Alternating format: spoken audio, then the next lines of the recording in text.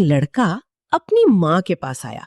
चेहरे पर अजीब सा एतमाद और हल्की सी शरारत। कहने लगा, अम्मा, आज मैं आपका एक टेस्ट लेना चाहता हूँ। अम्मा ने हैरत से देखा। ओहो, आज सूरज कहाँ से निकला है? तुम मेरा टेस्ट लोगे? लड़का बोला, अम्मा, मैंने 10 लड़कियों को बुलाया है।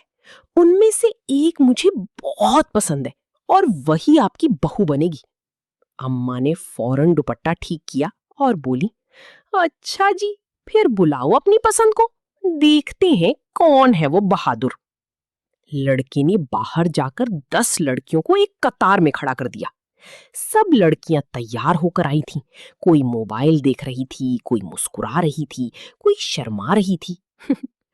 लड़का बोला, अम्मा, अब आपने बताना है कि इनमें से कौन सी लड़की मुझे पसंद है। अम्मा ने ऐनक लगाई, एक एक को गौर से देखना शुरू किया।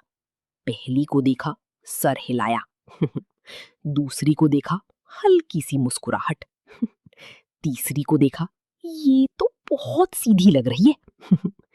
बाकी सबको भी ऊपर से नीचे तक स्कैन कर लिया, जैसे कोई सीसीटीवी कैमरा हो। फिर अचानक अम्मा ने उंगली उठाई और एक लड़की की तरफ इशारा करके बोली, ये वाली, यही तुम्हारी पसंद है।